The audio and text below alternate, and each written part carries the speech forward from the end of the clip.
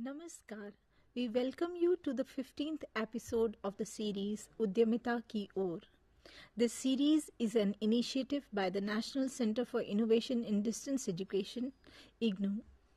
The aim is to foster a spirit of innovation and entrepreneurship among students and faculty in the university. The program presents discussions on various entrepreneurial opportunities available in different sectors by the experts. Each episode provides information about the existing innovations and startups in a particular area, the possible entrepreneurial opportunities, and the available funding opportunities in that area. So far, we have had sessions on innovation and entrepreneurship opportunities in allied biological sciences, poultry sector, waste management, food processing, healthcare, tourism sector, environmental sciences, urban planning and development, and geographical sciences. In today's session, we will be discussing the innovation and startup opportunities in the area of biochemistry. We have with us Dr. Manisha Pandey, Assistant Professor, Discipline of Biochemistry, School of Sciences, IGNOU. She has more than 18 years of experience in the area. She has many publications to her credit. Her areas of interest include anti-cancer activity of natural molecules, molecular biology of plant stress, and environmental biochemistry. We welcome you, Dr. Manisha, to this show. We also have with us Dr. O.P. Sharma, Director NCID IGNOU. He is an expert in the area of innovation and entrepreneurship. We welcome you, Dr. Sharma, to this show. We are pleased to have these experts with us in this session. When we look at the topic for discussion, that is for today, that is innovation and startup opportunities in the area of biochemistry.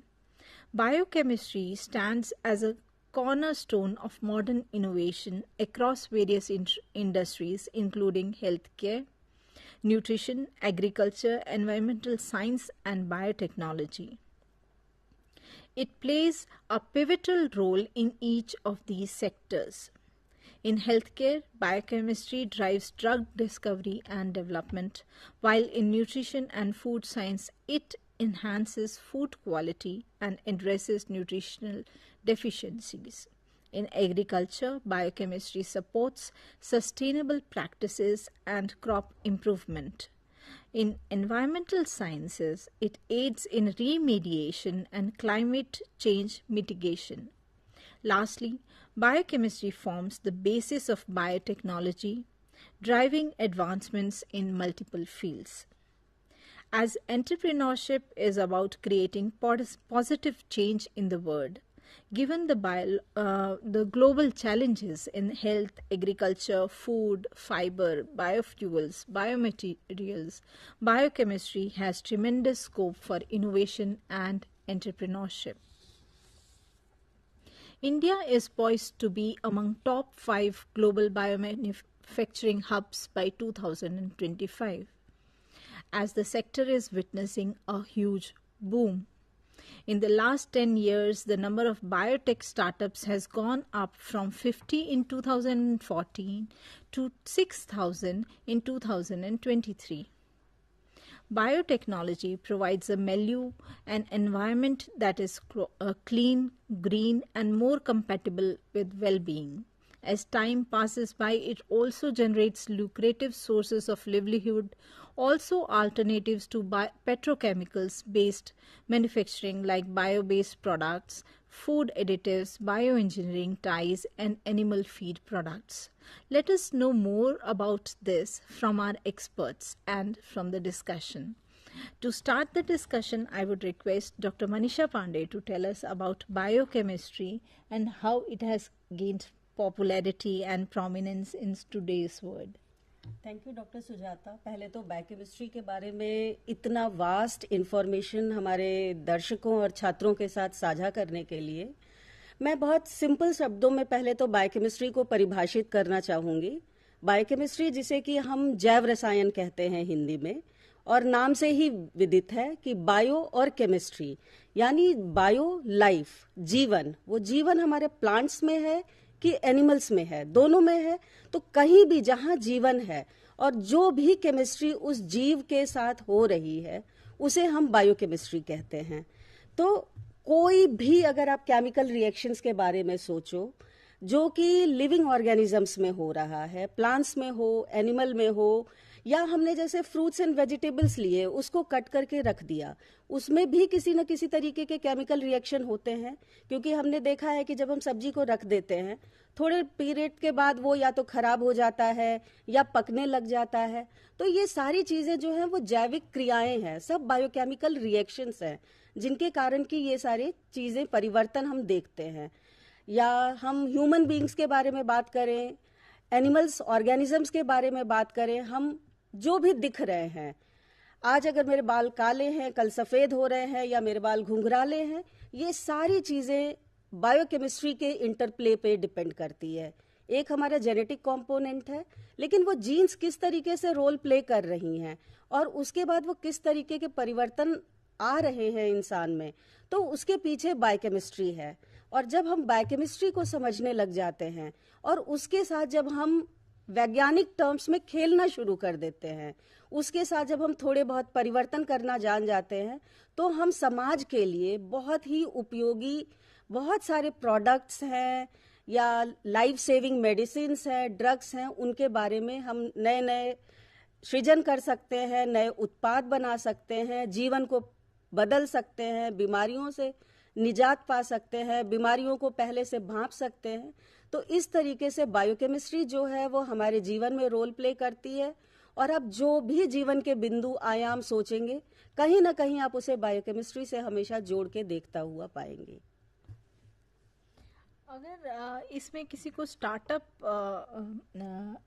Start करना हो biochemistry के area में, तो कैसे innovations हो रहे हैं, थोड़ा इसके बारे में हमें बताइए इस एरिया में। बायोकेमिस्ट्री में स्टार्टअप्स के लिए अगर हम बात करें तो आजकल जो है टेक्नोलॉजी का ज़माना है। आप बायोकेमिस्ट्री को टेक्नोलॉजी के साथ मर्ज करके कई तरीके के स्टार्टअप्स क्रिएट कर सकते हैं। जैसे अगर मैं एक एग्जांपल लूँ पेंडोरम टेक्नोलॉजीज का, पेंडोरम टेक्नोलॉजी एक स्टार्टअप है जो 3D प्रिंटिंग टेक्नोलॉजी का उपयोग कर रहा है। और वो क्या कर रहा है कि इस 3D प्रिंटिंग टेक्नोलॉजी से वो नए नए टिश्यूज जनरेट करने की कोशिश कर रहा है। टिश्यूज जो हमारे बॉडी में है, तो सेल्स और tissues, second level of organs जिसे हम कहते हैं। अब हम फॉर एग्जांपल हमें ऑर्गन ट्रांसप्लांट के लिए जब जाना होता है, तो हम क्या करते हैं, हम किसी ऑर्गेनिज्म से ऑर्गन्स को डोनेट करते हैं, उससे रिसीव करते हैं और किसी दूसरे को हम ट्रांसप्लांट करते हैं। बट अगर हम आर्टिफिशियली ये ऑर्गन्स को, टिश्यूज को रीजेनरेट कर पाए, तो उसको हम इजीली ट्रांसप्लांट कर सकते हैं बिना किसी लाइफ को अफेक्ट किए। तो पेंडोरम टेक्नोलॉजीज जो है ये कर्नाटका बेंगलोर में अभी स्टैब्लिश्ड एक स्टार्टअप है जो 3D प्रिंटिंग टेक्नोलॉजी के प्रयोग करके लिवर टिश्यूज को जनरेट कर रहा है, जिसको कि हम लिवर ट्रांसप्लांट करने के लिए फर्दर टेस्टिंग करके यूज कर सकते हैं और अभी चल रहे हैं। दूसरा, जैसे मैं स्टार्टअप्स पे बात करूं तो एक सेक्टर है हमारा एंजाइम्स का, एक सेक्टर है एंजाइम्स। वर्ड मैं इसलिए पकड़ के चल रही हूं कि जब हम किसी भी चीज की डायग्नोसिस की बात करते हैं, टेस्टिंग की बात करते हैं, हमें बीमारियों के बारे में अगर पता करना है तो डॉक्टर्स हमें हमेशा क्या कहता है, ब्लड टेस्ट करा लीजिए, सीरम टेस्ट करा लीजिए। तो उसमें हम क्या करते हैं, जब हम ब्लड टेस्ट करते हैं तो हम किसी न किसी एंजाइम मार्कर्स का टेस्ट करते हैं। तो एक बहुत बड़ा एरिया है हमारा एंजाइम सेक्टर का, टेस्टिंग सेक्टर का, जहां हम किट्स बना सकते हैं। हम स्टैब्लिश्ड फील्ड में भी, फॉर एग्जांपल हमारा ग्लूकोज टेस्टिंग के लिए किट्स बनी हुई हैं, वो हमारे इमोबिलाइज्ड एंजाइम्स को यूज करती हैं। अब अगर हम उसमें कुछ इनोवेशन कर पाए, कुछ नए एंजाइम मार्कर्स लेके आ पाए जो और रैपिड हों, जो और एक्यूरेट हों, या जिनकी स्टोरेज कैपेसिटी हम कहें कि हम उनको हाई टेम्परेचर में स्टोर कर सकते हैं, हम उनको लो टेम्परेचर्स में स्टोर कर सकते हैं। तो इस तरीके के बहुत सारे फील्ड्स हैं। दूसरा एक फील्ड जो हम एंजाइम्स के ही एक्सटेंशन के तौर पे देख सकते हैं कि आप एडल्ट्रेशन है, फूड क्वालिटी है, तो you think of an area and you will find some gap for either modification or enrichment in that. और इस तरीके से अगर हम सोचें और लाइफ को ऑब्जर्व करें, जहाँ कहीं भी हमें लगता है कि अच्छा इसको कुछ नए तरीके से कर सकते हैं, तो उसमें हमें स्टार्टअप अपॉर्चुनिटीज दिख सकती है, बिकॉज नोबडी नोज कि when a technology will become redundant and new technology will take over. Doctor Sharma, आप इस बारे में कुछ कहना चाहेंगे? नहीं, इस कॉन्टेक्स्ट में एक सबसे इम्पॉर्टेंट बात तो ये है कि जब आप स्टार्टअप की अगर एक कंसेप्चुलाइज करते हैं तो उससे पहले कहीं ना कहीं आपको देखना होगा कि क्या एरिया आप देख रहे हैं.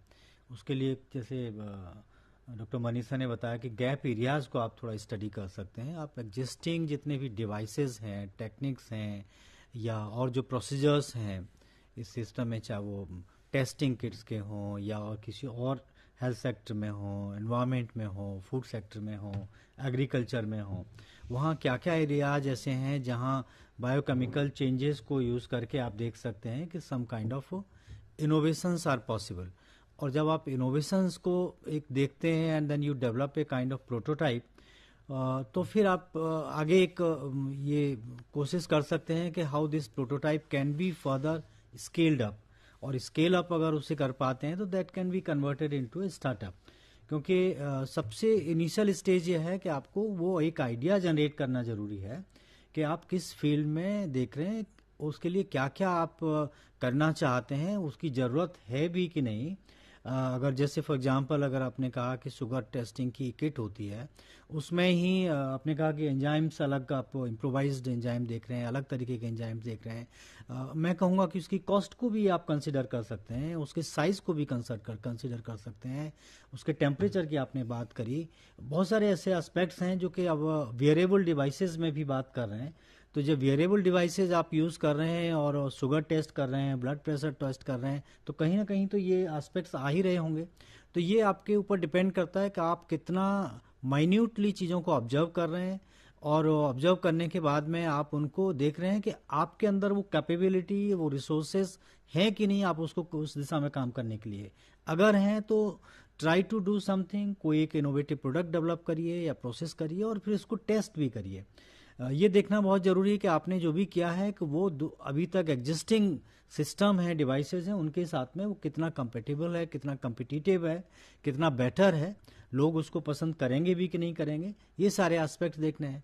और दूसरा, चूंकि बायोकेमिस्ट्री का एस्पेक्ट है तो इसमें और बहुत सारे प्रॉब्लम्स भी आती हैं. उनको आई थिंक हम आगे बात करेंगे, क्योंकि ये इतना आसान भी नहीं है कि हमने सोचा और हम उस दिशा में काम करना शुरू कर देंगे.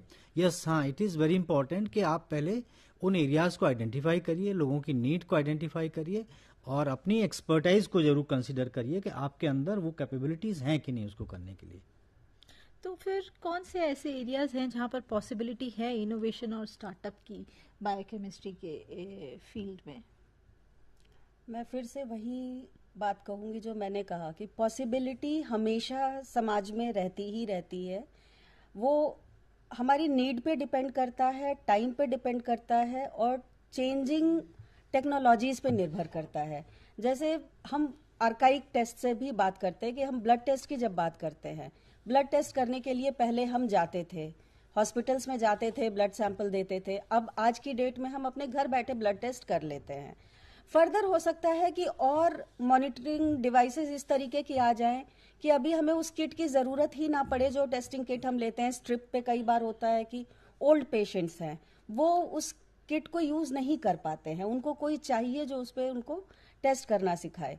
तो जितने भी हमारे एंजाइमेटिक एसेज हैं वहाँ पे हमेशा इनोवेट करने का, उसको फर्दर इम्प्रूव करने का स्कोप है. अगर आप उस फील्ड में एक्सपर्टीज रखते हैं, आपके पास अगर लेबोरेटरी सेटअप है जहाँ की आप उस तरीके का काम कर रहे हैं, तो definitely new things which are coming up in the market, जितने भी नए डिफरेंट टेस्ट किट्स आ रहे हैं, वो न्यू इनोवेशन और स्टार्टअप की ही देन है जो हमको मिलते हैं और वो शायद हमारी लाइफ को इजी भी बनाते हैं. तो टेस्टिंग किट्स जो हैं एक बहुत ही बड़ा ह्यूज मार्केट है. फॉर एग्जाम्पल, आप जैसे हमने पिछले 2-4 साल पहले जो कोविड एक्सपीरियंस किया था, 1920 एक पीरियड था जब हम धीरे धीरे, पहले किट्स, नई नई किट्स आने लग गई, हमने टेस्टिंग करना शुरू किया। उस समय आरटीपीसीआर की बहुत सारी बातें हुई। फिर पीसीआर भी अब पहले बड़ी लेबोरेटरीज में हुआ करते थे, फिर बहुत छोटी छोटी लेबोरेटरीज में भी वो टेस्टिंग फैसिलिटी आ गई। तो जब भी आप ह्यूमन हेल्थ की बात करेंगे, ह्यूमन डिजीज की बात करेंगे, डायग्नोसिस या प्रोग्नोसिस की बात करेंगे, तो वो एक एरिया है जो बहुत ही वाइड मार्केट है। हम अगर सिर्फ इंडिया ही नहीं, वर्ल्ड पॉपुलेशन की बात करें तो it's a huge growing market, जहां हम नई इनोवेशंस करके सोसाइटी के लिए एक चेंजिंग इम्पैक्टफुल टेक्नोलॉजी दे सकते हैं।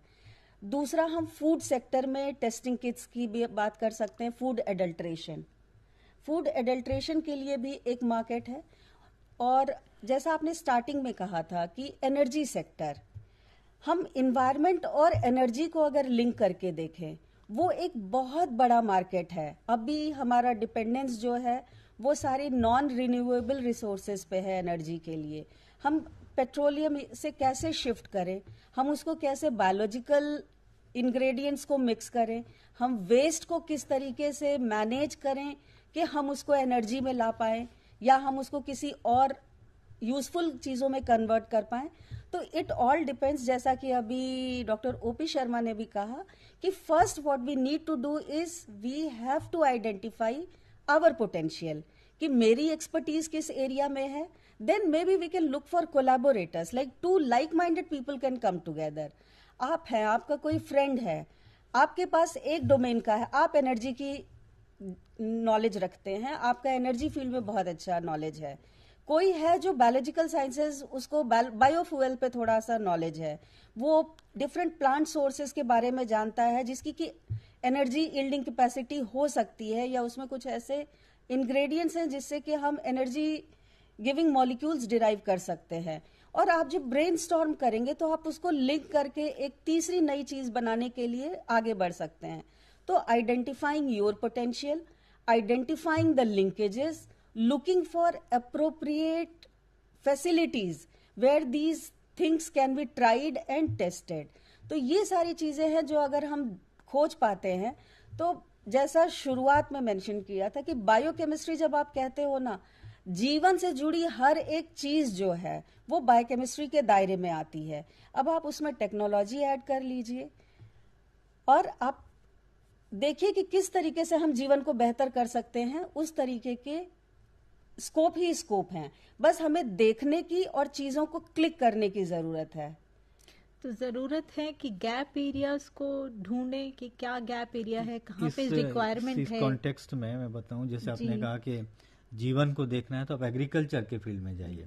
सॉइल, जैसे किट की बात कर रहे थे हम, एक सॉइल टेस्टिंग किट भी होती है। आई थिंक वहाँ भी आपको यही एक एरिया देखना पड़ेगा कि किस तरीके से जो बायोलॉजिकल आपके एलिमेंट्स हैं कैसे रिएक्ट कर रहे हैं, क्या उनके केमिकल रिएक्शंस हैं, किस तरीके से आप टेस्टिंग कर रहे हैं, जो भी किट्स अवेलेबल हैं उनमें किस तरीके का आप और इनोवेशन कर सकते हैं, क्या सुधार कर सकते हैं, उनकी कॉस्ट में कितना कर सकते हैं। पेस्टिसाइड भी अगर कितना, किस अमाउंट में आपका पेस्टिसाइड आपने डाला है उसको अगर टेस्ट करना है, तो आप एग्रीकल्चर का एक एरिया हो सकता है जहाँ के पॉसिबिलिटीज हैं कि बायोकेमिकल एस्पेक्ट्स को लेकर के आप इनोवेशन भी कर सकते हैं और आप जो है स्टार्टअप या एंटरप्रेन्योरशिप की बात कर सकते हैं। आपने बताया कि एनवायरमेंट सर्टेनली एक ऐसा एरिया है जहाँ lot of work is required, जहाँ बहुत सारे एस्पेक्ट्स हैं, चाहे वो आपके डिफरेंट चेंजेस हो रहे हैं एनवायरमेंट में उनकी बात कर रहे हों, या पॉल्यूशन है, अगर हम जैसे वाटर पॉल्यूशन की बात करते हैं तो अगेन वाटर पॉल्यूशन में या वाटर क्वालिटी को टेस्ट करने की बात आ रही हो और उनको देखने के लिए तो जो किट डेवलप करनी है या और किस तरीके के पॉसिबिलिटीज हैं वो आप सोच सकते हैं, सॉल्यूशंस बना सकते हैं। हाँ, और अब देखिए कि जो फूड की भी बात, फूड सेक्टर भी बहुत है। अब फूड जो हम देख रहे हैं कि बहुत सारा लार्ज अमाउंट में जनरेट हो जाता है, प्रोड्यूस होता है और उसको कई बार हम प्रिजर्व करके रखते हैं। और आपने कहा कि अगर कटा हुआ फल है या सब्जी है, कितने समय तक वो कितना ठीक है कि नहीं है, उस डायरेक्शन में भी ये एक पॉसिबिलिटी है इनोवेशन स्टार्टअप की। और आप एक बहुत बार बार एक नाम ले रही थी, मार्केट, क्योंकि जब हम इनोवेशन स्टार्टअप की बात करते हैं तो इनोवेशन करना तो ठीक है कि आपने एक देखा कि ये एक एरिया है जहां आपने कुछ नया किया and which can make some changes, can do something better, लेकिन सबसे इम्पोर्टेंट चीज़ है कि वो एक मार्केटेबल है कि नहीं है, उसकी मार्केट में डिमांड है भी कि नहीं है। क्योंकि हम जब इनोवेशन स्टार्टअप के लिए प्रमोट करते हैं, स्टूडेंट से बात करते हैं अपने व्यूअर से, तो यही कहते हैं कि आप मार्केट सर्च जरूर करिए, मार्केट की रिक्वायरमेंट देखिए, मार्केट की नीड क्या है, मार्केट में आपके कस्टमर्स हैं उनको क्या जरूरत है, व्हाट काइंड ऑफ चेंजेस और improvement they require in the existing thing, और अगर एग्जिस्टिंग नहीं है तो आप क्या कर सकते हैं उस एरिया में, वो भी एक जरूरत है। तो ये मार्केट इज वेरी इंपॉर्टेंट, और फिर उसके हिसाब से आप देखिए अगर मार्केट है तो बिजनेस होगी, और बिजनेस होगी then only you can think of a startup.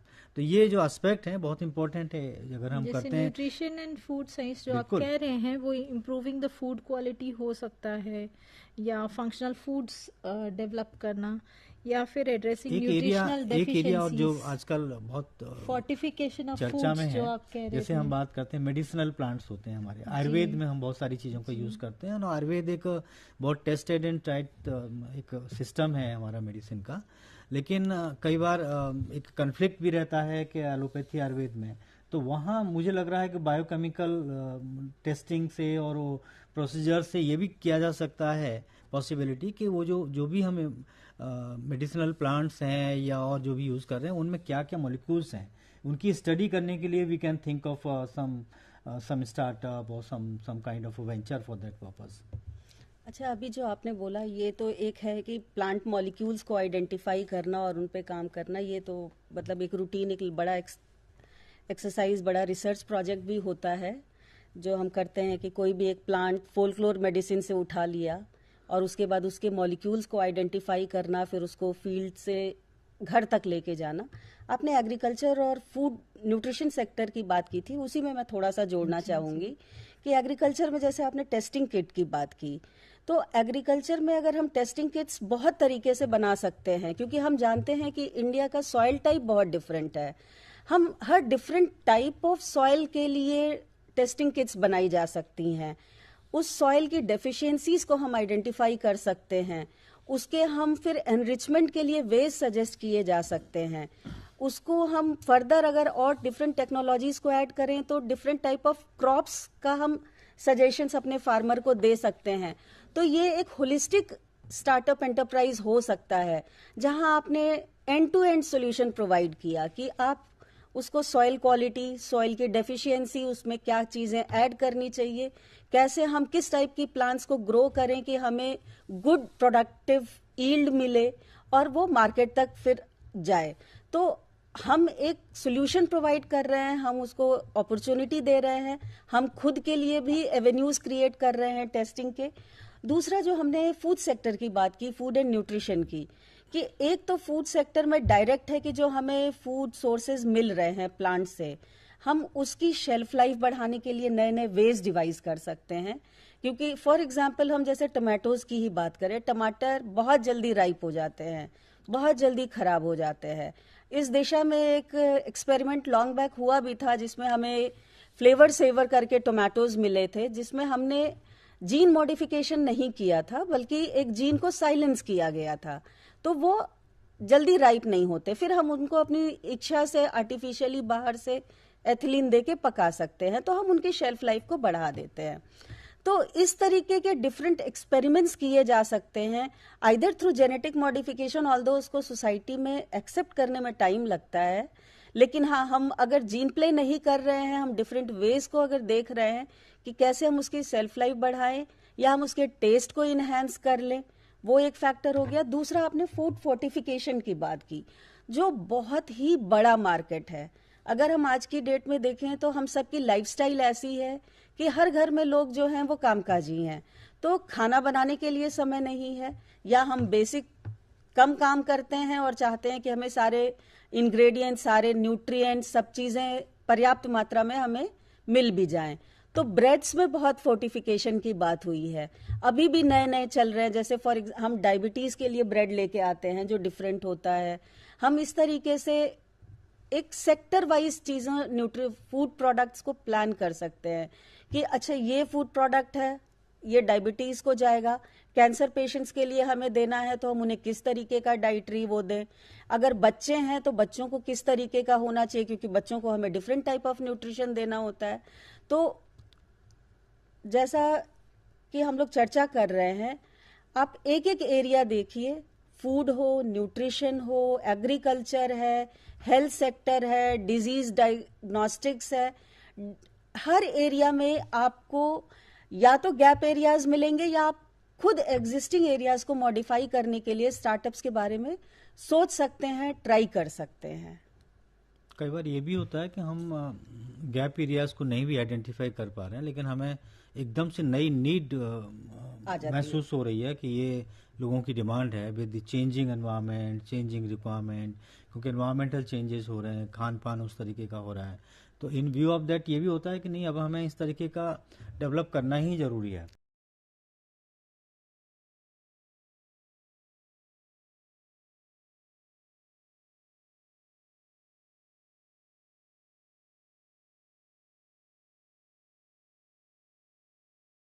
होती है। तो नॉर्मली अभी क्या हो रहा है कि हम टेम्परेचर कम करके उनको स्टोर कम टेम्परेचर पर रखने की कोशिश करते हैं। Can we think of developing some solution जहाँ के एक नॉर्मल टेम्परेचर पे भी हो और हम अपने स्टोर कर सकते हो? ये भी एक पॉसिबिलिटी हो सकती है, क्योंकि टेम्परेचर कम करके कोल्ड स्टोरेज बनाना बहुत बड़ा वो एक्सपेंसिव है। और अगर हमारे बायोकेमिस्ट, बायोकेमी टेक्नोलॉजिस्ट अगर इस तरीके का सोच पाते हैं कि हम कोई ऐसा सिस्टम बनाएं जिसमें कि टेम्परेचर को नॉर्मल टेम्परेचर ही रखें और उनमें चेंजेस नहीं हो पाए, जल्दी खराब नहीं हो, I think that can be a possibility. और अगर वो होता है तो उससे तो बहुत बड़ा मार्केट होगा, इकोनॉमी को कितना बड़ा हमारा एक सपोर्ट मिलेगा, जिससे कि इतने कोल्ड स्टोरेज की भी जरूरत नहीं पड़ेगी और कहीं भी कभी भी यूज भी किया जा सकता है। सही। इससे एक चीज़ और आती है ध्यान में, ट्रेडिशनल प्रैक्टिसेस हमारी बहुत इम्पॉर्टेंट रोल प्ले करती हैं, बहुत सारी जगह पे यूज़ करते हैं हम। तो उसमें इनोवेशन एंड स्टार्टअप्स और specially in this area of biochemistry, how they can be utilized, कैसे हम उसको कर सकते हैं उस एरिया में, देखें कि कुछ ट्रेडिशनल प्रैक्टिसेस को इन्वॉल्व करके कुछ स्टार्टअप सेटअप किए जाएं या कुछ उसके अराउंड कुछ इनोवेशन हो। देखिए, उसमें जहाँ तक मैं समझता हूँ कि बहुत सारी प्रैक्टिसेज हैं। अगर हम आलू की बात करें, आलू को उबाल करके अलग अलग तरीके से प्रोडक्ट्स में कन्वर्ट करके उनको रीयूज कर बाद में यूज़ करते हैं, ऐसे और बहुत सारे हैं। सॉस बनाने की बात है, आई थिंक ये भी तो बायोकेमिस्ट्री के फील्ड में आएगा, क्योंकि बायोलॉजिकल इंग्रेडिएंट्स हैं, वहाँ पे केमिकल चेंजेस हैं। अब उनको कैसे करना है सो दैट हेल्थ के लिए भी ज़्यादा वो हार्मफुल भी ना हो और आपके जो जो एक नया प्रोडक्ट भी बन रहा है और ज़्यादा समय को उसकी सेल्फ लाइफ भी काफ़ी बढ़ा रहे हैं हम। और ये तो बहुत पॉसिबिलिटी हैं इसमें। इस फील्ड में मेरे ख्याल से ज़्यादा ज़रूरत भी है, क्योंकि स्टार्टअप आजकल सब लोग कोशिश कर रहे हैं ऑर्गेनिक फूड की तरफ में, नेचुरल तरीके से जीने के लिए।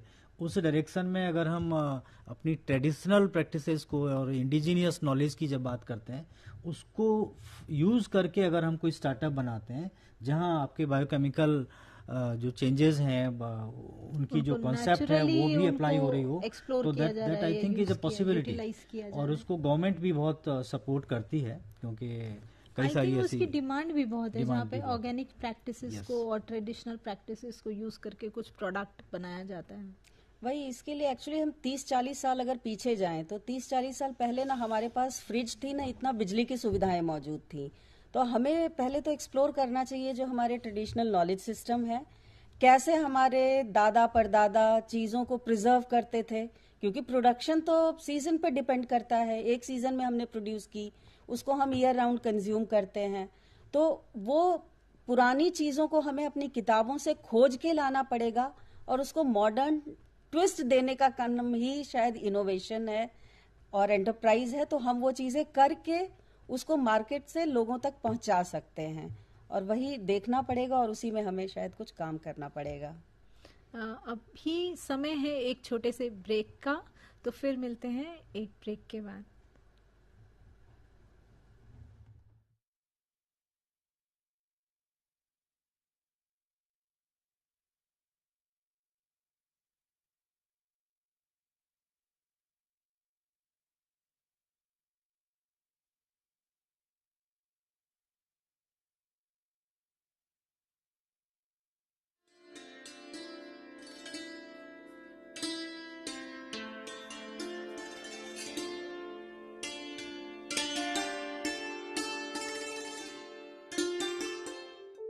Do you wish to be part of a television studio like this, or any other media system, or already part of any media system, want to enhance a new set of skills? Welcome to School of Journalism and New Media Studies. Here in the School of Journalism and New Media Studies, we are offering program for all set of people to learn and enhance their media skills. The vision of School of Journalism and New Media Studies is to generate a new set of professionals in the area of media and communication studies with understanding about role of media in the national development and global understanding. We offer innovative programs in the field of journalism and mass communication that sets the benchmark of high quality learning and teaching process at the national level. We offer these programs across the country with the help of our regional network as well as study center. Same manner, many of our programs are offered through online mode with a sophisticated learning management system. SOJNMS offers programs from PhD in journalism and mass communication till certificate level. We have masters in journalism and mass communication. The eligibility is bachelor's degree, and we are introducing this program in 3 languages: Hindi, Tamil and English.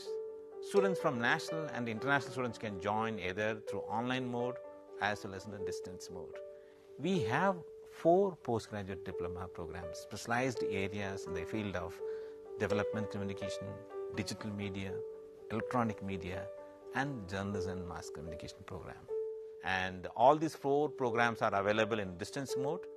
2 programs are available in online mode, development communication and digital media. And we have specialized certificate program in community radio. IGNOU employs various media and communication tools for better teaching and learning process. School of Journalism and New Media Studies utilizes this media system for delivering all our programs. Come and join with us for exploring a new career and enhance your media skills.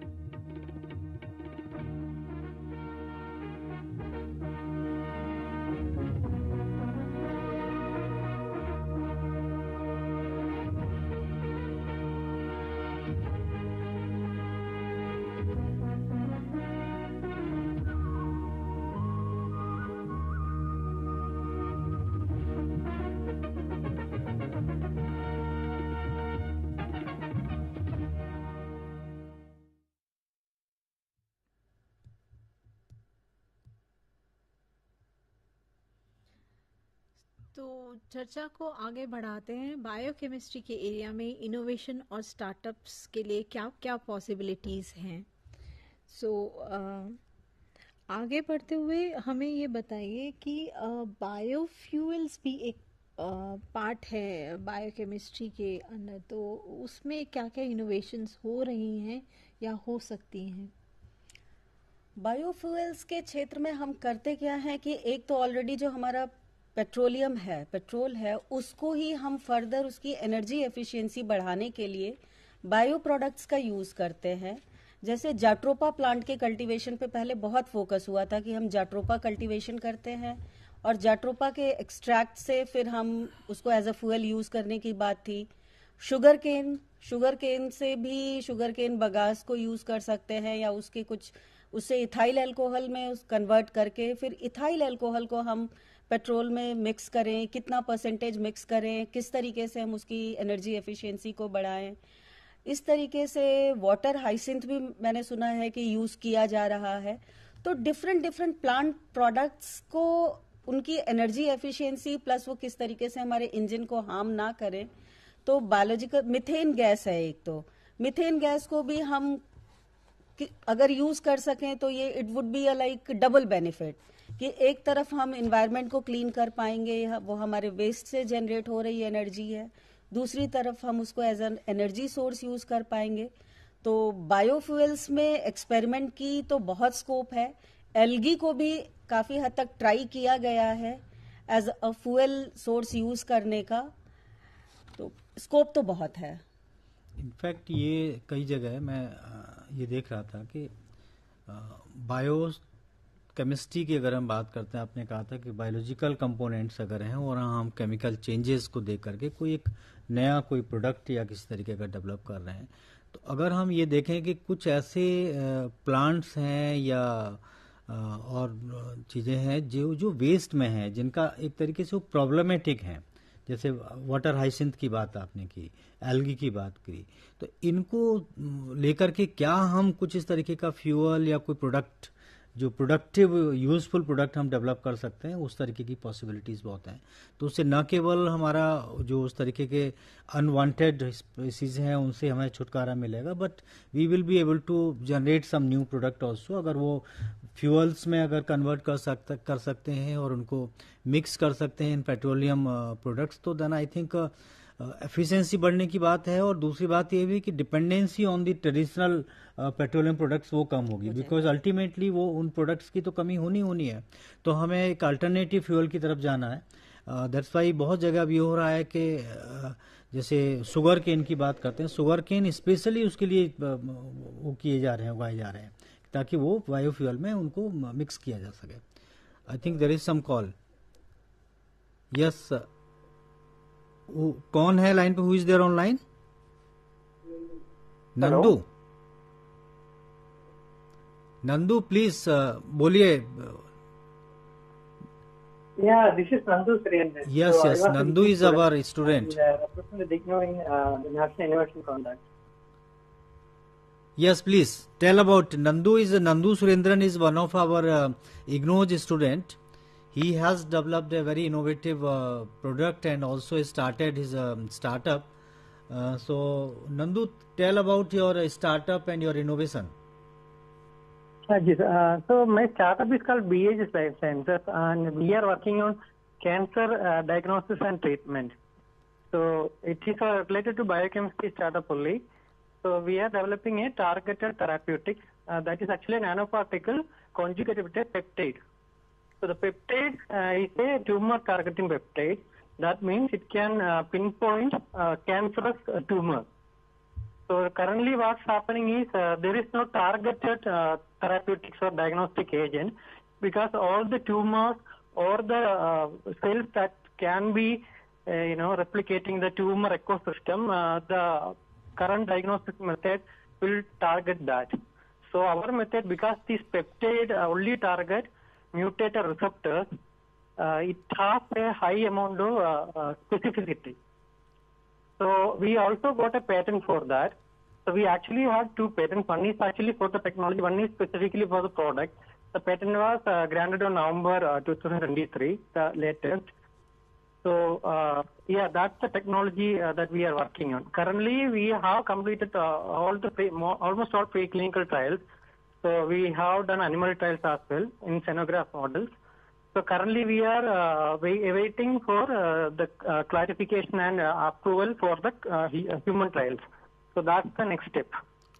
Very nice. Nandu Surendran is one of our student, and as he has told, he has developed, designed this new method for detecting the cancer tumor and for this developing cancer management system. And he has got patent also. This is a kind of a student. So also like because the IGNOU's entrepreneurship department, with your help, I was able to apply for the National Innovation Conduct. So I came out a winner. So in that also, like I get a lot of support from there. So they helped me to go to the centers which are GLP certified. So for a startup and all that, just getting into these kind of centers was hard. So the National Innovation Conduct team actually helped me to go to that center, so that the toxicity studies was accelerated. So other than that, normally it could have taken like 2 years. The time frame was just cut short to about 8 months. So that was also due to the support of IGNOU. In fact, I think, Nandu, in 2022 you got selected in the National Innovation Contest? No, sir. In 2020 I got selected, but then the COVID things happened, so it was delayed. So in 2021 he got selected in the National Innovation Contest, Yes, yes. Our center, National Center for Innovation and Distance Education, had nominated him, and he was selected in the final of the national level event. And I think you were granted with a 7 lakh of that grant Yes, also for so yeah, I taking was up. awarded with 7 lakhs of a grant in aid. Yes. Also, like other support was there. The support for getting into these government certified toxicology centers for private startups and all that. Without the government support, it was not able to achieve because doing in government certified laboratories was hard for us. Also, Yes. the 7 lakh grant in aid was there. Plus, we got the opportunity to collaborate with government facilities. Yes, yes. In fact, this is a kind of opportunity that IGNOU is also providing to our students. And Nandu, for your information and to information of others also, this year also one of our student, Dr. Ajay Kumar Chaube, he has also been selected in the National Innovation Challenge by the Ministry of Education, and he has got a Okay. grant of 5 lakh rupees. So this is a kind of IGNOU student they are doing in different fields. You can see in the field of biochemistry also. He has designed and developed this new method of cancer detection. So thank you very much, Nandu Surendran, to connect with us, and keep it Sure, up sure. your work, and then keep in touch also with us. From Sure, time to sir. time, I'd tell love us to do about that. your progress and also challenges whatever you have faced, so that our students also come to know how to overcome those. Yes, sir. Okay? In Thank you. Between मैं अपने student से ये request करूंगी कि आपके पास कोई भी प्रश्न हो या आप कुछ बोलना चाहते हो, हमारे एक्सपर्ट से कुछ बात करना चाहते हो, तो आप ये जो नंबर्स हमारे स्क्रॉल किए जाएंगे स्क्रीन पे, आप उन पे कॉल कर सकते हैं और ज्वाइन कर सकते हैं। मिस्टर नंदू सुरेंद्रन की ही बात को, उनके स्टार्टअप को अगर हम देखते हुए इस चर्चा को अगर आगे बढ़ाएं, तो कैंसर इस समय एक बहुत आम बीमारी की तरह उभर के आ रहा है। आपको बहुत फ्रीक्वेंटली ये सुनने मिल जाता है कि उसको कैंसर हुआ है, उसको कैंसर हुआ है। ये एक ऐसी फील्ड है जिसके लिए कि हम डायग्नोस्टिक किट या प्रोग्नोस्टिक किट दोनों चीजें हैं। होने के बाद अर्ली डिटेक्शन बहुत जरूरी है। अगर अर्ली डिटेक्शन है तो हमें प्रॉपर ट्रीटमेंट मिल सकता है, जिंदगी बच सकती है। और प्रोग्नोस्टिक किट्स जो हम बनाते हैं, for example if I know कि my parents have suffered from cancer, definitely there are some genes in me. हर कोई के अंदर होती हैं जीन्स, लेकिन वो जीन्स साइलेंट होती हैं, तो मेरे अंदर वो जीन्स के एक्टिवेट होने की प्रोबेबिलिटी ज्यादा होती है। तो अगर हम प्रोग्नोस्टिक मार्कर्स डेवलप कर सके इन लाइफस्टाइल डिजीजेस की तरफ, beat cancer, blood pressure, diabetes, तो वो भी हमारे लिए एक बहुत अच्छा मार्केट भी होगा, साथ में दूसरों के लिए एक जीवन प्रदायिनी अप्रोच भी होगा। तो ये भी अगर जिस कोई है जो बायो फील्ड में काम कर रहा है, बायोलॉजिकल साइंसेस का विद्यार्थी है, तो वो उन एरियाज के बारे में सोच सकता है और आगे प्लान कर सकता है। तो अगर कोई स्टार्टअप एस्टैब्लिश करना हो बायोकेमिस्ट्री में, उसके लिए क्या बेसिक रिक्वायरमेंट्स हैं? कौन आई है? थिंक एक कॉल है। Yes, who is online? Hello. Hello, yes. Yeah, this is Rupankar Bhattacharya. Yes, Rupankar. Rupankar is another student of IGNOU, and he has also found a innovative solution by using these biochemical procedures. And Rupankar, tell about your innovation, what you have done. Hello, thank you for this opportunity. So myself, I'm Rupankar Bhattacharya from Guwahati, Assam, where actually there is a small story that I want to share with everyone. So Briefly, kindly my share. career started as a snake rescue and research. I started as a snake rescuer and researcher, and after that my interest towards snakes increased, and it was 2018 when I rescued a python, and I went to a big wetland nearby our city Guwahati, and I was about to release that python and get some photograph. I wanted to click some good photos of that python too. So that moment of time when I released the python, a green flowing mat came on top of it, and that's how the python vanished in the water quickly. So my enmity with that green plant started, and that's how the birth of Kumbhi Kagas took place. There was this thing that we made So we came up with an idea where we are the only company now in India that manufactures handmade paper from water hyacinth, that also in a chemical-free way, which has very low carbon footprint and water footprint and zero chemicals. And not only that, it's the only handmade paper which is printer-friendly as well. You can pass it through any printer. So that is what we are doing. So now we have made a company, Kumbhi Kagas Private Limited. Last year, our company was mentioned by our Honorable PM Narendra Modi ji in his show Man Ki Baat. And I am feeling very good to say that I got the opportunity to meet Honorable PM last year too. Really very commendable work that you are doing, Rupankar. Rupankar, in fact, Thank you so much, we sir. were talking about that water hyacinth, and Yes. that is a big problem for the water bodies. Yes. For the wetlands of India. Yes, and he has found solution for that. So this is again another area where this kind of innovations are required, and in fact that he has converted that into a startup also.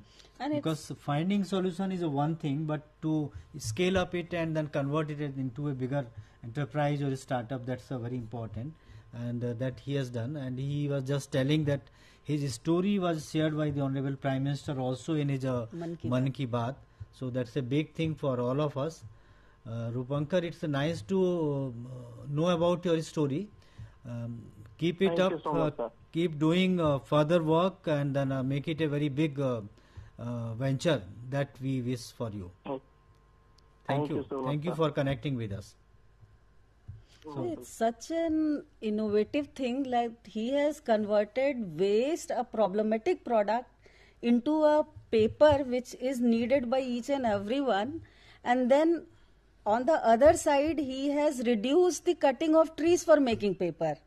Yes. So it's a double benefit. And it is a chemical free process also that he has devised. हाँ. It's really main जो unique aspect है जो बता रहे हैं कि chemical free process है, यही एक सोच जरूरी है जब आप एक कहीं इनोवेशन की बात करते हैं, इनोवेटर बनना चाहते हैं या कोई उसको फर्दर ले जाकर के एक एंटरप्रेन्योर बनना चाहते हैं, तो सबसे ज्यादा इम्पोर्टेंट यह है कि जो नॉलेज आपके अंदर है वो नॉलेज तो ठीक है, you have knowledge of that subject, but if you have that kind of mindset of entrepreneurial mindset and you want to do something next to that is very important. क्योंकि इन्होंने भी वही सोचा. देखिए इनकी स्टोरी अगर रूपांकर की हम डिस्कस करते हैं, he is a snake rescuer और स्नेक रेस्क्यू का काम करते हैं और उसको करते हुए he saw that problem of hyacinth in water and then ये तो बहुत बड़ी अमाउंट में, बहुत ज्यादा लार्ज अमाउंट में है, can we find some solution to this, otherwise he could have continued with snake का जो अपना काम है उसके साथ कर सकते थे, लेकिन because he is having a different kind of mindset कि नहीं, उन्होंने एक नई प्रॉब्लम को देखा और उसको कैसे सॉल्यूशन देखना है, उसका क्या सॉल्यूशन हो सकता है and what kind of usefulness it can give you. देखा अगर उस, और फिर दूसरी चीज ये भी देखी उन्होंने कि उसमें केमिकल्स यूज नहीं करने, बिना केमिकल यूज किए हुए वाटर हाइसिंथ से आप फाइबर क्रिएट कर रहे हैं, कागज बना रहे हैं, और भी बहुत पॉसिबिलिटीज है अगर आप उसमें काम करना चाह रहे हैं. The add-ons that he put into the product कि उसको प्रिंटर फ्रेंडली भी होना चाहिए. Yes. वो मोस्टली हैंड क्राफ्टेड पेपर नहीं होता है, हैंडमेड पेपर नहीं होता है प्रिंटर फ्रेंडली. सो यही एक बहुत जरूरी है, आपका एक माइंडसेट उस तरीके का हो कि आपको कुछ नया करना है, डिफरेंट करना है, you have to find the solution of the problem, जो भी प्रॉब्लम है, और फिर उसको अगर आप आगे ले जाना चाहते हैं तो क्या क्या और उसमें पॉसिबिलिटीज हैं, चैलेंजेस हैं, उनको कैसे ओवरकम करना है, यही बहुत जरूरी है. और ये हम अपने सारे अपने जो स्टूडेंट्स हैं, व्यूअर्स हैं, यही कहना चाहेंगे कि अगर आप किसी भी एरिया में काम कर रहे हैं, किसी भी फील्ड में आप इस तरीके से कोई भी काम कर रहे हैं, जस्ट बी कीन observer, think of the new problems, think of the needs and gap areas, और उसके हिसाब से हो सकता है कि आप एक नया बहुत ही इनोवेटिव सॉल्यूशन उस एरिया में दे पाएंगे. ये बहुत जरूरी है.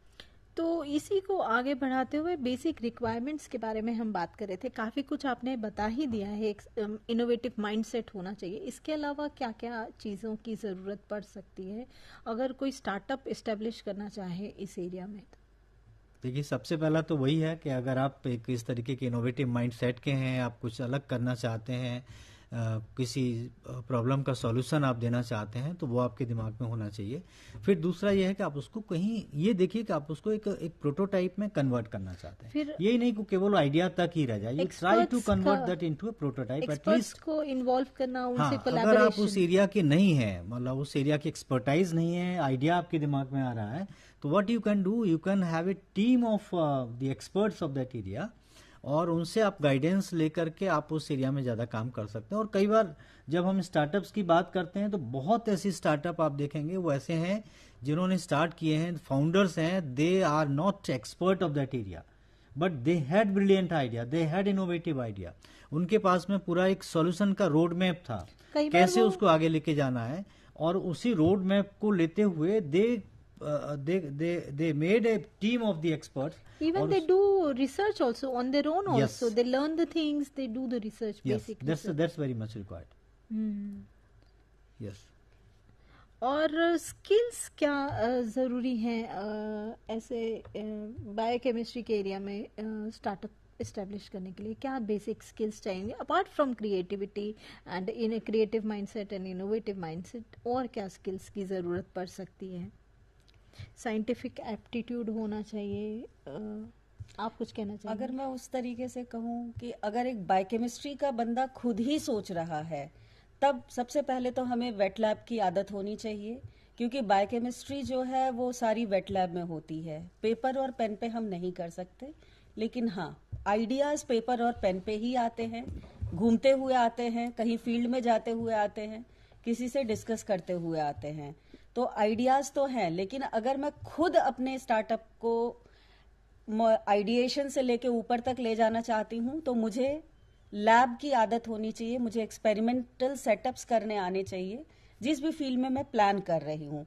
वरना जैसा कि अभी शर्मा जी ने कहा कि जरूरी नहीं है कि काम मुझे करना आता हो, मैंने कुछ सोचा। फॉर एग्जाम्पल उनके हम वाटर हाइसिंथ से पेपर का ही आइडिया लें, उन्होंने भी जरूर किसी न किसी से कहीं न कहीं मदद ली होगी, कुछ डिस्कस किया होगा।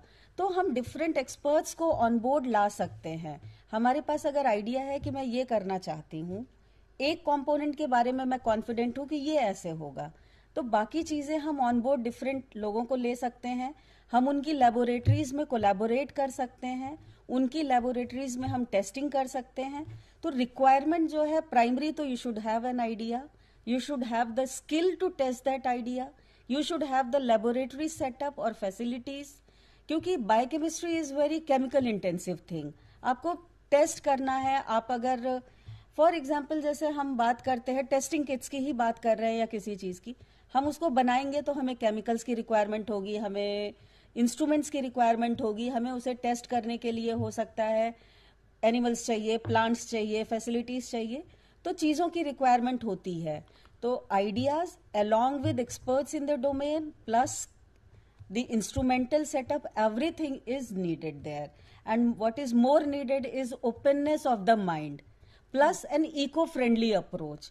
क्योंकि अभी इनके पेपर वाले आइडिया के बाद से तो मुझे यही लग रहा है कि नया करना एक बात हो गई, लेकिन इको फ्रेंडली वे में उसको करना, एक नई प्रॉब्लम को ना क्रिएट करते हुए एक नया स्टार्टअप लेके आना, वो और भी कमेंडेबल अप्रोच होगा।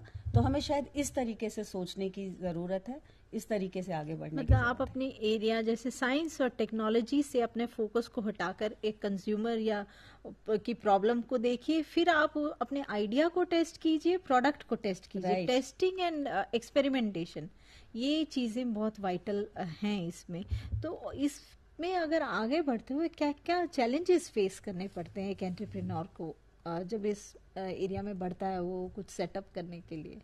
देखिए, बायोकेमिस्ट्री के फील्ड में क्योंकि प्लांट्स और जो लिविंग ऑर्गेनिजम्स के साथ में अगर हम काम करते हैं, तो मुझे ऐसा लग रहा है एक सबसे बड़ा चैलेंज तो एथिकल एक पॉइंट ऑफ व्यू से आता है कि कई बार ये उनका क्लियरेंस आपको लेना जरूरी होता है। बहुत सारे केसेस में आपको क्लिनिकल ट्रायल्स की भी जरूरत पड़ सकती है, तो वहाँ वो क्लियरेंस बहुत जरूरी है। अगर आप इस तरीके का कोई उसको टेस्टिंग कर रहे हैं किसी पर्टिकुलरली लिविंग बीइंग्स पर, तो आप वो चैलेंजिंग टास्क है। और तीसरा, चूंकि अब हम देख रहे हैं कि जितने भी इनोवेशंस हैं, स्टार्टअप हैं, उनमें एक बहुत कॉमन फैक्टर आ गया कि they all should be eco friendly. तो वो उनको इको फ्रेंडली इंश्योर करने के लिए कि वो कहीं अपने, हमने एक नया प्रोडक्ट तो डेवलप कर दिया, इनोवेटिव है, यूजफुल है, कॉस्ट इफेक्टिव है, लेकिन पता चला कि वो एक और एनवायरमेंट के लिए एक प्रॉब्लमेटिक हो गया, तो we should be sure that कि वो एक और प्रॉब्लम क्रिएट नहीं कर रहा है। तो ये भी एक बहुत जरूरी है चैलेंज हमारे लिए। और चूंकि मैं जहाँ तक समझता हूँ कि डॉक्टर मनीषा इससे एग्री करेंगी कि इनमें फंडिंग की भी ज़्यादा जरूरत पड़ती होगी अगर इस तरीके, क्योंकि टेस्टिंग की बात है, लैब सेटिंग की जरूरत पड़ेगी, आपको उस तरीके के एक्सपर्ट्स की गाइडेंस सपोर्ट की जरूरत पड़ेगी। क्योंकि हम देख रहे थे कि जब नंदू सुरेंद्रन का केस था तो नंदू सुरेंद्रन के साथ में उनका और मेरा बहुत बार डिस्कशन हुआ, and many times he was facing problem कि उनको उस तरीके के एक्सपर्ट्स मिलें जो उनको मेंटर कर सकें, गाइड कर सकें। He had brilliant idea, he had done something और उसको आगे वो ले जाना चाहते हैं, लेकिन he was facing problem in getting a right kind of mentor और द गाइड। ये बहुत बड़ा प्रॉब्लम है, क्योंकि even if you are the expert of that, आप उस फील्ड के हैं, काम कर रहे हैं, लेकिन फिर भी आपको एक सीनियर पर्सन की जो एक्सपीरियंसड है उनकी जरूरत पड़ेगी, तो वो एक चैलेंज हो सकता है। और कई बार इस तरीके के बहुत आइडियाज भी बहुत कॉम्प्लेक्स हो सकते हैं, जो कि मल्टीपल आपके जो नॉलेज की ज़रूरत पड़ेगी, डिफरेंट अलग अलग डिसिप्लिन्स की नॉलेज की ज़रूरत पड़ेगी, वो भी एक इसमें चैलेंज हो सकता है। तो ये चैलेंज है, और एक फंडिंग का तो मुझे लग रहा है एक बड़ा चैलेंज हो ही सकता है। तो आप कुछ एग्जाम्पल्स देंगे स्टार्टअप्स के जो हैं, क्योंकि हमारे इग्नू स्टूडेंट्स का हमने देखा, और बाहर इंडिया में क्या क्या ऐसे स्टार्टअप्स आ रहे हैं या इमर्जिंग स्टार्टअप्स कौन कौन से? आई थिंक स्टार्टअप के एग्जाम्पल से पहले आप मुझे लग रहा है कि मनीषा जी ये बताएं कि इसमें कहीं सपोर्ट कहाँ कहाँ से मिलती है, पर्टिकुलरली जो डीबीटी और बैराग के बारे में आपका जरूर एरिया है, क्योंकि सबसे ज़्यादा ये रहता है कि अगर कोई भी स्टूडेंट आगे बढ़ रहा है तो मैंने कहा कि फंडिंग की ज़रूरत है, तो फंडिंग या सपोर्ट कहाँ से मिल सकती है, अगर वो आप बताएंगे तो ज़्यादा अच्छा रहेगा इस समय, क्योंकि टाइम थोड़ा सा आपने सही कहा। एक्चुअली चैलेंज सबसे बड़ा जो है वो दो ही है, एक आपका एक्सपर्टीज हो गई, दूसरा आपका फंड्स हो गया। एथिकल क्लियरेंसेस हैं जो कि हमें लेने ही लेने होते हैं किसी भी बायोलॉजिकल एक्सपेरिमेंट्स के लिए। तो fund is a major challenge because they all are highly expensive experiments. तो फंडिंग के लिए जो गवर्नमेंट ऑफ इंडिया की डीबीटी है, डिपार्टमेंट ऑफ बायोटेक्नोलॉजी, उनकी अपनी एक बायरैक स्कीम चलती है। बायरैक का फुल फॉर्म है biotechnology industry research assistance council. तो ये चूंकि रिसर्च असिस्टेंस काउंसिल है, तो जितनी भी बायोलॉजिकल साइंसेज से रिलेटेड हमारे स्टार्टअप्स हैं उनको ये फॉस्टर करते हैं, उनको ये सपोर्ट करते हैं। बायरैक 2012 में एग्जिस्टेंस में आया था, और उसके बाद से इसने बहुत ही आगे बढ़ करके इंडस्ट्री एकेडेमिया गैप को मर्ज किया है। इसने क्या किया है कि if I am in an academic, I am in a teaching, I have got some idea and I want to do, then they are trying to provide the industrial platform. साथ में पैसा तो मिलेगा ही, लेकिन हमें क्या हो रहा है कि इंडस्ट्री से एक्सपर्ट्स मिल रहे हैं जहां मैं अपने आइडियाज को बेंच पे ले जाके टेस्ट कर सकती हूँ। तो जो इंडस्ट्री एकेडेमिया एक कोलैबोरेशन का फैसिलिटी उन्होंने दिया है। और बायरैक क्या करता है कि साल में 2 बार ग्रांट्स के लिए एडवर्टीजमेंट इनकी आती है, 1 जनवरी और 1 जुलाई को आती है, जो 45 डेज के लिए वैलिड होती है। और इसमें कोई भी अगर आप इस फील्ड के हैं तो आप अप्लाई कर सकते हैं। आप अगर किसी इंडस्ट्री में काम करते हैं, आपको आइडिया है, आप अपना नया स्टार्टअप करना चाहते हैं, तो भी आप वहां से रिजाइन करके अप्लाई करके अपना एक नया सेटअप बना सकते हैं, और गवर्नमेंट आपको सपोर्ट करती है या आपके आइडिया को टेस्ट करेंगे, आपको फंडिंग करेंगे। 50 लाख तक की फंडिंग ये देते हैं। तो depending on the type of proposal submitted, funding is provided. So, BIRAC is one good scheme for biotechnology and biological sciences related startups where people are applying and getting funds. So, it's time to close. yeah. So we have had a very interesting discussion today. And before concluding, I would like to thank our experts for today, Dr. Manisha Pandey and Dr. Rupi Sharma. And thanks to all the viewers for joining us.